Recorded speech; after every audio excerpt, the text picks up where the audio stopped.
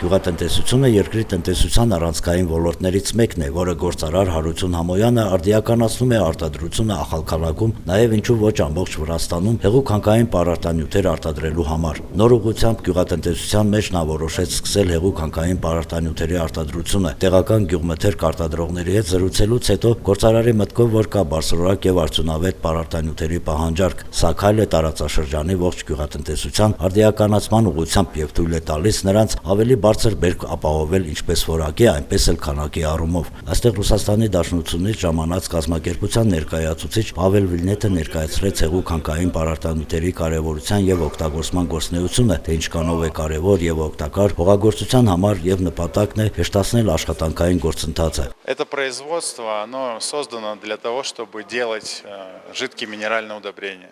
Здесь можно выпускать множество марок жидких минеральных удобрений, но наиболее эффективными и перспективными в данном моменте являются азотные удобрения. Данное оборудование, оно в принципе приспособлено для изготовления удобрений, так как здесь было ранее размещено химическое производство. И технологически здесь все возможно сделать.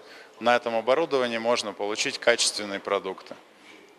Производство заключается в том, что нужно соблюдать рецептуру производства, температурный режим, ну и технологию. Это возможно сделать здесь, на заводе у Арутюна Амаяна. Ну, вообще мировой опыт применения жидких минеральных удобрений – это 30% от сухих минеральных удобрений. То есть общий рынок удобрений делится на сухие и жидкие. Жидкие в развитых странах занимают 30%. В странах СНГ сейчас эта доля выросла с 5 до 10% за последние 5 лет. И перспективу применения жидких минеральных удобрений в Грузии я оцениваю как позитивно.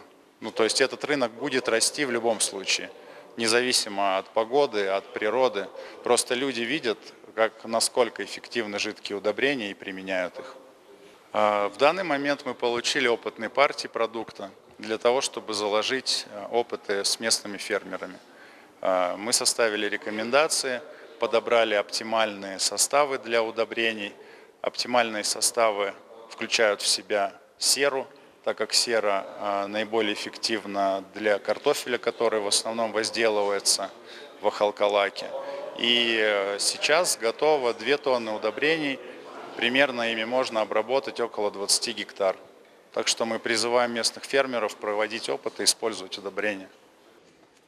Ախալքալաքում MPK-Pro կազմակերպության ներկայացուցիչի հետ հանդիպում ունեցան մունիցիպալիտետի Սակրոբուլոյի ժողովի նախագահ Նաիրի Իրիցյանը, հողագործեր, անաձեռներեցներ, գյուղատնտեսներ եւ հետաքրքրվող անձիկ։ Նրանք ծանոթացան կարտոֆիլի եւ հացահատիկի ճիշտ մշակման եւ հեղուկ պարարտանյութերի օգտագործման մասին պատասխանելով ներկաների հարցերին, նա ընդգծեց, որ ինչքան հեշտ եւ կարեւոր է բերքի ստացման արդյունքը։ Հեղուկ-հանքային պարարտանյութի արտադրությունը արդեն սկսվում է արտադրվել Ախալքալաքում, որտեղ նաեւ պահանջվում է աշխատաուժ։